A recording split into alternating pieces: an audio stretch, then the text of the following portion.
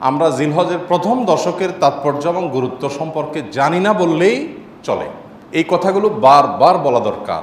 আমি আপনাদেরকে উদাত্ত আহ্বান জানাতে চাই, আপনারা এই কথাগুলোর ফেরিওয়ালা হয়ে যাবেন, এই কথাগুলো অন্যের কাছে পৌঁছে দিবেন। জিলহজের এই 10টা দিনের ইবাদত করলে আল্লাহ তাআলার কাছে এটা যত প্রিয় হয়, অন্য কোনো সময় ইবাদতে আল্লাহ তাআলার কাছে এত প্রিয় না।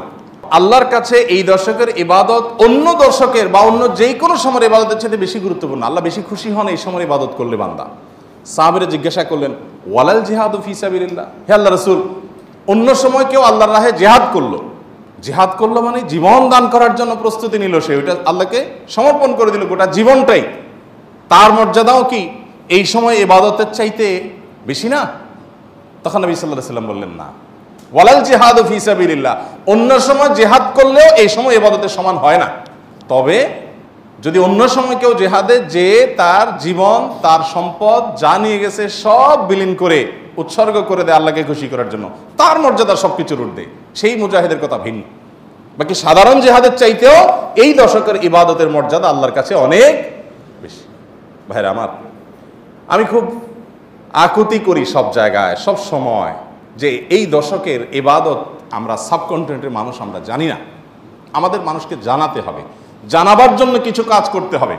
সাহাবীদের কেউ কেউ এই দশক শুরু হলে এই দশকের 10টা স্পেশাল আমল আছে, এই আমলগুলো করবার জন্য কেউ কেউ বাজারে চলে যেতেন, উদ্দেশ্য অন্যদেরকে জানানো। তো সেই দশকের আমলগুলো আমরা করবো তো ইনশাআল্লাহ। আমি সংক্ষেপে বলছি আমলগুলো কি কি। নাম্বার 1, আল্লাহকে বেশি বেশি স্মরণ করা, জিকির করা। আল্লাহ সুবহানাহু ওয়া তাআলা কোরআনে কারীমে বলেছেন, উযকুরুল্লাহ ফি আইয়ামিন মা'দুদাত, নির্দিষ্ট দিনগুলোতে তোমরা আল্লাহর জিকির করো, বেশি বেশি স্মরণ করো, আল্লাহর স্মরণটা বেশি বেশি হবে। এখন স্মার্টফোন, এটার এঙ্গেজমেন্ট আমাদেরকে আল্লাহর স্মরণ তো পরের কথা, দুনিয়ার অন্য কোনো কিছু স্মরণ করতে দেয় না। এজন্য এটা নিয়ন্ত্রণ করা ছাড়া মানুষ কখনো মুত্তাকি হওয়ার কোনো সুযোগ নাই। নেক্সট সূরাতে শয়তান আসে যে আমি তো ওয়াজ শুনি মোবাইলে, নেক্সট সূরাতে শয়তান আসে আমি তো কোরআন তেলাওয়াত শুনি।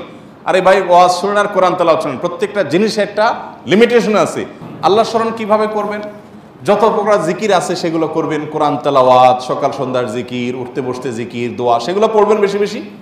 আর স্পেশালি বিশেষভাবে একাকী বসে চিন্তা করবেন, আল্লাহ তাআলা আমাকে সৃষ্টি করেছেন, কত মানুষ আছে যে আমার মতো নেয়ামত পান নাই, আল্লাহ আমাকে হাত পা সুস্থ রেখেছেন, কত মানুষ অসুস্থ। সাধারণ নেক আমলগুলো বেশি বেশি করবেন।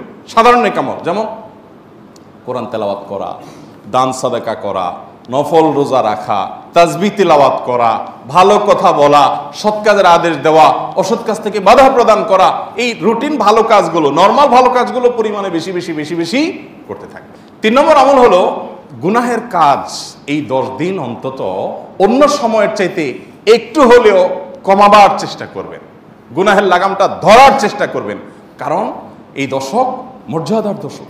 4 নম্বর আমল হলো যাদের হজের সামর্থ্য আছে তারা হজ করবেন। 5 নম্বর আমল হলো যাদের কোরবানি করার সামর্থ্য আছে তারা কোরবানি করবেন। 6 নম্বর আমল হলো যারা কোরবানি করার নিয়ত করেছেন জিলহজের চাঁদ ওঠার আগে আগে চুল, নখ, গোপ, অবাঞ্ছিত লোম ইত্যাদি কেটে ফ্রেশ হয়ে এই 10 দিন আর সেগুলো কাটবেন না।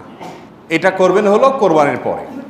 তাহলে জিলহজের চাঁদ ওঠার সম্ভাবনা সোমবার সন্ধ্যায়, সোমবার দিনের বেলার মধ্যে এগুলো সব ফ্রেশ করে আপনি অপেক্ষা করবেন কিসের জন্য? কোরবানির জন্য। এই 10 দিন পর্যন্ত আর নখ কাটবেন না, চুল, গোপ কোনো কিছু কাটবেন না। এটা কোরবানি যিনি করবেন তিনি করবেন। যদিও কোনো কোনো বর্ণনার আলোকে বোঝা যায় যারা কোরবানি করবেন না তারাও যদি এটা করেন তাদেরকে আল্লাহ তাআলা আজর দান করবেন। 7 নম্বর আমল হলো তাকবীর, তাহমিদ, তাহলিল বেশি বেশি পড়া। ফাকফিরু ফিহিন্না মিনাত তাকবীরি ওয়াত তাহমিদি ওয়াত তাহলিল। নবী সাল্লাল্লাহু আলাইহি ওয়াসাল্লাম বলেছেন এই দশক যখন শুরু হবে তখন তোমরা বেশি বেশি তাকবীর বলবে, মানে আল্লাহু আকবার বলবে, বেশি বেশি তাহলিল বলবে, বেশি বেশি তাহমিদ বলবে, লা ইলাহা ইল্লাল্লাহ বলবে, আলহামদুলিল্লাহ বলবে। এই জন্য এই 10 দিন পুরো সময় জুড়ে এটা করবেন। ওই যে বলছিলাম শুরুতে সাহাবীর কথা, একজন সাহাবী এই দশক শুরু হলে বাজারে যেতেন, শুধু কি জন্য?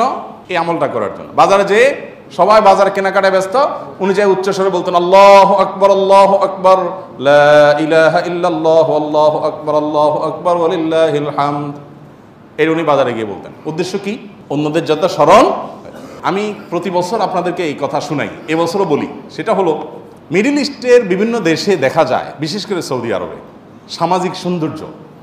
বিভিন্ন গলিতে যখন ঢুকবেন জিলহজের এই 10 দিন আপনি দেখবেন তাদের গেইটের ওখানে ছোট্ট একটা ওই যে ব্লুটুথ ডিভাইস লাগানো আছে, এখানে সারাক্ষণ তাকবীর সমুদ্র কণ্ঠে চলছে, আল্লাহু আকবার, আল্লাহু আকবার, লা ইলাহা ইল্লাল্লাহ, আল্লাহু আকবার, আল্লাহু আকবার, লিল্লাহিল হামদ। অথবা অন্য তাকবীর চলছে, আল্লাহু আকবার কাবীরা ওয়ালহামদুলিল্লাহি কাসীরা ওয়া সুবহানাল্লাহি ওয়া বিহামদিহি বুকরাতাও ওয়া আসীলা। সব জায়গায়, দোকানে যাবেন, মার্কেটে যাবেন, এখন আস্তে আস্তে সৌদি আরব থেকে এগুলো হারিয়ে যাচ্ছে, দুঃখজনক, কিন্তু ছিল এগুলো। এবং এখন অনেক জায়গায় আছে যে দোকানদার ওই মৃদু কণ্ঠে এটা চালায় রাখছে। আর আমাদের ঈদুল আজহা আসছে, এখন জাগানাকা গানের চোটে আপনি হাঁটতে পারবেন না কোথাও। গরুর বাজার, ছাগলের হাট, গান চলে।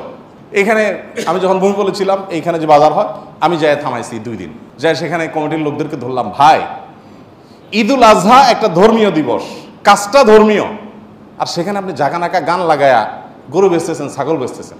আল্লাহ তো বিবেক দিছে অন্তত, এখানে অন্য কিছু লাগান, এটা কিরে ভাই? আর আপনার গানের অত্যাচারে আশপাশে মানুষ ঘুমাইতে পারে না, থাকতে পারে না, এ কি মানুষ? এ কোনো মনুষ্যত্ব তো থাকার কথা না। 2 বার আমি গেছি শরীরে, এবং যা তাদেরকে অনুরোধ করে হাতে পায়ে ধরে বুঝায় থামাইছি। সারা বাংলাদেশে এই চিত্র, আপনি কয় জায়গায় যাবেন যে জাকানাকা গান চলছে, চলার কথা তাকবীর তাহমিদ তাহলিল। তো আমরা চেষ্টা করবো তো ইনশাল্লাহ তাকবীর তাহমিদ তাহলিল করার, বাচ্চাদেরকে শিখিয়ে দিব। আর আরাফাতের দিন সকাল থেকে, জিলহজের 9 তারিখ ফজর থেকে নিয়ে 13 তারিখ আসর পর্যন্ত প্রত্যেক নামাজের পরে একবার করে তাকবীরে তাশরিকটা বিশেষভাবে পড়তে হবে, নারী পুরুষ সবাই। আর 9 নম্বর আমল হলো আরাফাত দিন রোজা রাখবেন। আরাফাত দিন রোজা রাখলে কি লাভ হবে? 1 বছর আগের আর 1 বছর পরের অগ্রিম, পরের বছর যদি বাঁচেন সেটারও ছোটোখাটো গুনাহগুলো আল্লাহ তাআলা মাফ করে দিবেন। আর 10 নম্বর আমল হলো ঈদুল আজহার সকল সুন্নাতগুলো আদায় করবেন। চেষ্টা করবো তো আমরা ইনশাআল্লাহ।